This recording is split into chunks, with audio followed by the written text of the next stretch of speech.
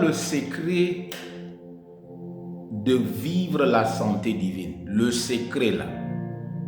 Si tu veux connaître le secret d'être en bonne santé, de vivre la santé divine. Aujourd'hui, beaucoup de chrétiens ne croient pas que c'est possible qu'un chrétien vive sans maladie. Oui, c'est possible. La Bible dit, par les maîtrises de Jésus-Christ, nous sommes guéris. Alléluia. Et si tu veux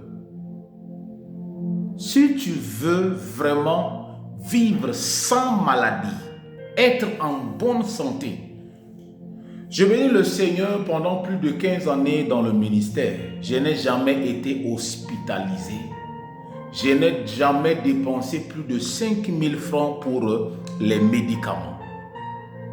Et Dieu m'a toujours accordé la grâce de vivre en bonne santé. J'ai vécu sans maladie pendant très longtemps.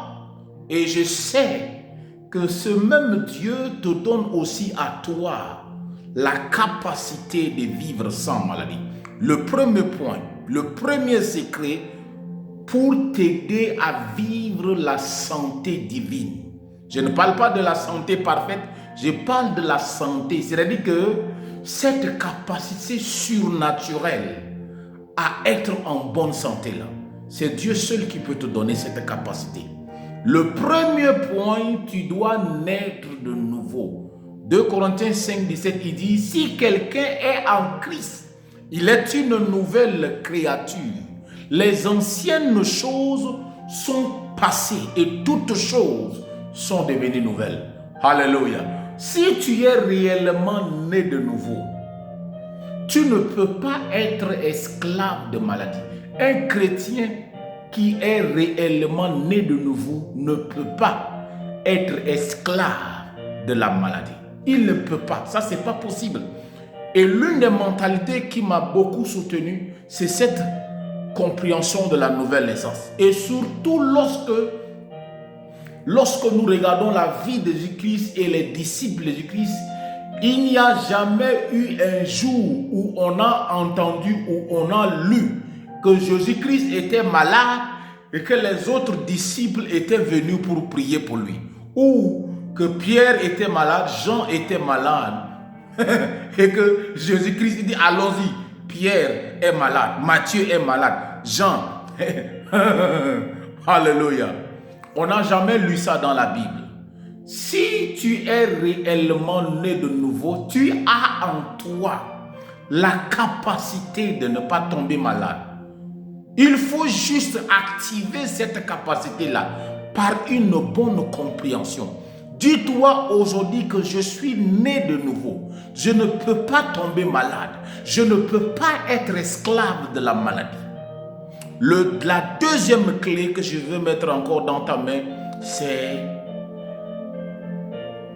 le moyen du service. Dans Exode 23, 25, il dit, vous servirez l'Éternel votre Dieu. Il bénira votre pain et votre eau. Et il éloignera la maladie du milieu de vous. L'un des secrets d'être en bonne santé ou de jouir de la santé divine, c'est, alléluia, c'est d'être serviteur de Jésus-Christ. Vous devez vous mettre à son service. Vous devez servir. C'est pourquoi regardez la plupart des vrais serviteurs de Dieu ou des vrais servants de Dieu, ils ont quelque chose en commun. Ils vivent longtemps. Si tu sers véritablement Dieu, je ne parle pas le fait d'avoir des titres, d'avoir des responsabilités dans l'église. Non. Au-delà de ces responsabilités-là, tu dois servir les intérêts du royaume. Tu dois servir les intérêts du royaume. Tu dois servir les intérêts du royaume. C'est pourquoi, pendant cette année 2026-là, engage-toi à servir les intérêts du royaume de Jésus-Christ. Deviens un serviteur de Dieu. Deviens une servante de Dieu. Il dit, vous servirez l'Éternel votre Dieu. Il bénira votre pain. et votre eau, et il éloignera la maladie du milieu. Reçois la grâce de le servir. Reçois la grâce de le servir. Et la dernière clé pour finir, c'est la parole. Alléluia. C'est-à-dire que à chaque fois quand je sens la douleur, à chaque fois quand je sens les anomalies dans mon corps, je lis et je médite la parole.